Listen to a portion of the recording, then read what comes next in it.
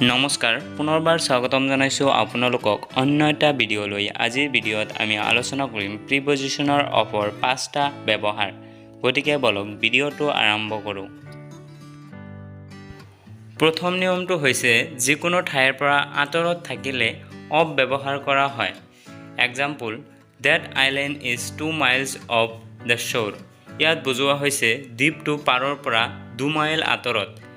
আঁতৰত থকা কাৰণে ইয়াত অফ ব্যৱহাৰ কৰা হৈছে যিকোনো স্কুল কলেজ বা অফিচৰ পৰা আঁতৰত থকা বুজালে সদায় অফ ব্যৱহাৰ কৰা হয় নেক্সট আৰু এটা এক্সাম্পল লোৱা হওক there was a village a little way off the sea coast ইয়াত বুজোৱা হৈছে সাগৰৰ পৰা অলপ আঁতৰত এখন গাঁও আছে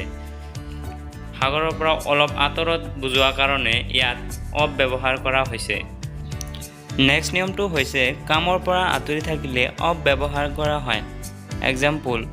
হি ইজ অফ ডিউটি নাও তেওঁ এতিয়া কামৰ পৰা বাহিৰত আছে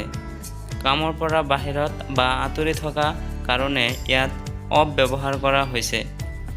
যিকোনো কামৰ ক্ষেত্ৰত লিখা পঢ়া ৰান লং জাম্প আদিৰ পৰা আঁতৰি থাকিলে অফ ব্যৱহাৰ কৰা হয়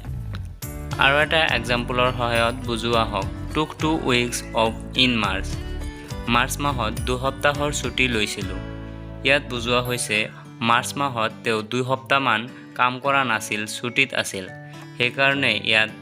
অফ ব্যৱহাৰ কৰা হৈছে নেক্সট নিয়মটো হৈছে বন্ধ কৰাৰ অৰ্থত সদায় অফ ব্যৱহাৰ কৰা হয় example switch off the light ইয়াত লাইটটো বন্ধ কৰাৰ কথা বুজোৱা হৈছে সেইকাৰণে ইয়াত অফ ব্যৱহাৰ কৰা হৈছে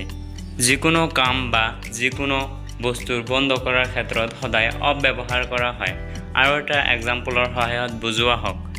টাৰ্ণ অফ দ্য ফেন ইয়াত ফেনটো বন্ধ কৰাৰ কথা বুজোৱা হৈছে সেইকাৰণে ইয়াত অফ ব্যৱহাৰ কৰা হৈছে নেক্সট নিয়মটো হৈছে যেতিয়া পৃষ্ঠৰ পৰা আঁতৰত পৰে তেতিয়া তাত অফ ব্যৱহাৰ কৰা হয় example the cat jump off the chair ইয়াত মেকুৰীটোৱে চকীখনৰ পৰা জঁপিয়াই পৰাৰ কাৰণে ইয়াত অফ ব্যৱহাৰ কৰা হৈছে নেক্সট আৰু এটা এক্সাম্পলৰ সহায়ত বুজোৱা হওক the mango fell off the tree আম গছৰ পৰা সৰি পৰিল ইয়াত গছৰ পৰা সৰি পৰাৰ কাৰণে অফ ব্যৱহাৰ কৰা হৈছে 5 নম্বৰ নিয়মটো হৈছে নিৰ্দিষ্ট লক্ষ্যৰ পৰা আঁতৰি যোৱাৰ সময়ত অফ ব্যৱহাৰ কৰা হয় example we are going off subject ইয়াত বুজোৱা হৈছে আমি সাবজেক্টৰ পৰা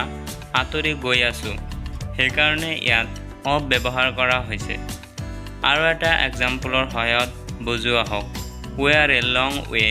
of understanding it yet আমি এতিয়াও এইটো বুজাৰ বহু দূৰত আছো আজিৰ ভিডিঅ'ত ইমানখিনিয়েই যদি ভিডিঅ'টো ভাল লাগে তেনেহ'লে লাইক কমেণ্ট আৰু শ্বেয়াৰ কৰি দিব